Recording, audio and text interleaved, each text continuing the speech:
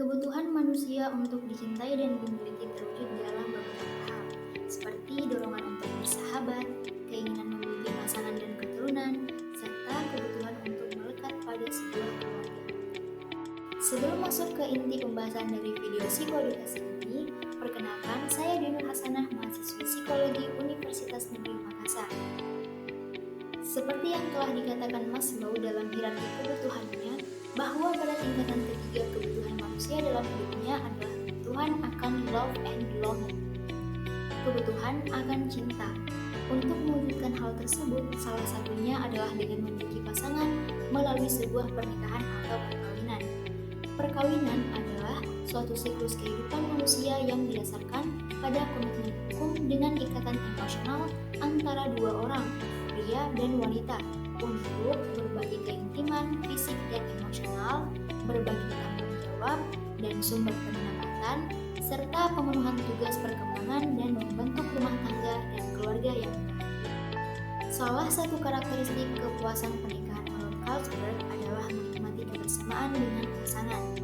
Karakteristik ini dapat terpenuhi ketika individu tinggal bersama dan menghabiskan waktu dengan pasangannya. Pada beberapa pernikahan, hal ini justru tidak dapat dipenuhi ketika individu tinggal terpisah dalam jarak yang jauh dengan pasangannya. Pasangan menikah yang tinggal terpisah dalam jarak yang jauh dengan pasangannya, atau bahasa kerennya disebut dengan LDM alias Long Distance Marriage, adalah situasi pasangan yang berpisah secara fisik. Salah satu pasangan harus pergi ke tempat lain demi suatu kepentingan, sedangkan pasangan yang lain harus tetap tinggal di rumah. Ada dua faktor yang menyebabkan individu menjalani hubungan jarak jauh, di antaranya faktor pendidikan dan faktor pekerjaan. Individu yang berusaha untuk mengejar dan mencapai tingkat pendidikan yang lebih tinggi mengharuskan hubungan mereka dengan pasangan dipisahkan oleh jarak. Adanya kondisi mobilitas kerja sebagai usaha pencapaian karir individu, hubungan pernikahan yang terjalin harus dipisahkan oleh jarak. Berpisahnya pasangan suami istri tidak selalu memberikan dampak yang negatif jika keduanya mampu melakukan penyesuaian terhadap kebiasaan-kebiasaan baru, terutama istri yang ditinggal suaminya. Ketidakmampuan dalam melakukan penyesuaian inilah yang berkaitan dengan tingkat kepuasan perkawinan. Dalam jurnal penelitian yang dilakukan oleh Rahmadini dan Hendriani tahun 2015 menjelaskan bahwa istri yang memiliki tingkat penyesuaian perkawinan lebih tinggi memiliki kepuasan perkawinan yang lebih pula dibandingkan dengan istri yang tingkat penyesuaiannya rendah. Berbicara terkait dampak negatif, ada beberapa dampak negatif yang timbul saat menjalani long distance marriage. Dalam jurnal penelitian yang dilakukan oleh Liti Loli dan Swastianingsih tahun 2014 menyatakan bahwa istri yang ditinggal suami bekerja dalam waktu yang cukup lama tidaklah mudah dijalani, terutama bagi yang sudah memiliki anak, karena risiko yang dapat saja terjadi yaitu hubungan dengan keluarga menjadi tidak harmonis, adanya pertengkaran, muncul kecurigaan, dan ketakutan yang kadang menjadi salah satu faktor dalam kehidupan rumah tangga.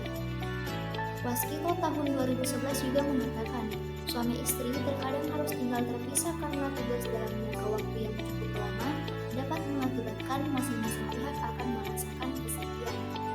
Selain itu, sifat hubungan di antara suami dan istri pun dapat mengalami perubahan. Perubahan yang dimaksud adalah perubahan psikologis, perubahan keperilakuan, dan perubahan status.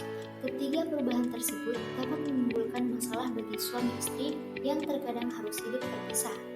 Seorang istri yang menjalani pernikahan jarak jauh memiliki beban dan tanggung jawab hampir sama dengan orang tua tunggal atau single parent, di mana mereka dihadapkan dengan urusan rumah tangga yang cukup kompleks seorang diri.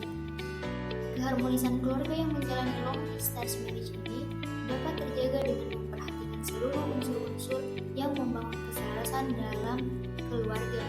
Terdapat beberapa hal yang dapat menjaga harmonisasi dalam sebuah rumah tangga, di antaranya affection atau kasih sayang, appreciation atau penghargaan, acknowledgement atau pengakuan, absolute atau kemutlakan, acceptance atau penerimaan, dan yang terakhir action atau tindakan. Mempertahankan keenam poin tersebut merupakan komponen yang penting dalam sebuah rumah tangga agar setiap anggota dalam rumah tangga tetap saling terhubung. Namun, dalam kondisi pasangan yang menjalani hubungan pernikahan jarak jauh memiliki kecenderungan mengalami krisis dalam kedekatannya yang disebabkan jarak dan kejauhan. Keintiman memiliki arti kelekatan personal kepada individu lain. Dalam hubungan interpersonal yang berkembang, terdapat keintiman di dalamnya untuk menjaga hubungan. Salah satu upaya yang dilakukan adalah menjaga komunikasi dengan anggota keluarga, khususnya bagi pasangan suami istri yang menjalani pernikahan jarak jauh.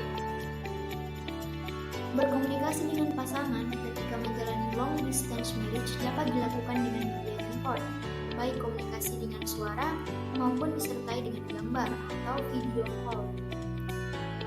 Peneliti Hudson yang berjudul Pola Komunikasi Suami Istri dalam Menjaga Keharmonisan Keluarga menunjukkan bahwa penggunaan media handphone sering digunakan sebagai alat berkomunikasi untuk menjaga keharmonisan keluarga.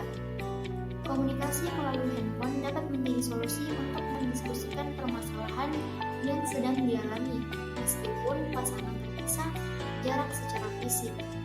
Dengan begitu, masalah yang ditanggung dapat sedikit lebih ringan karena bisa berbagi waktu untuk berdiskusi berdua dengan pasangan. Hal lain yang perlu diperhatikan dalam menjalani long distance marriage adalah pentingnya mengelola stres secara mandiri dari masing-masing pasangan.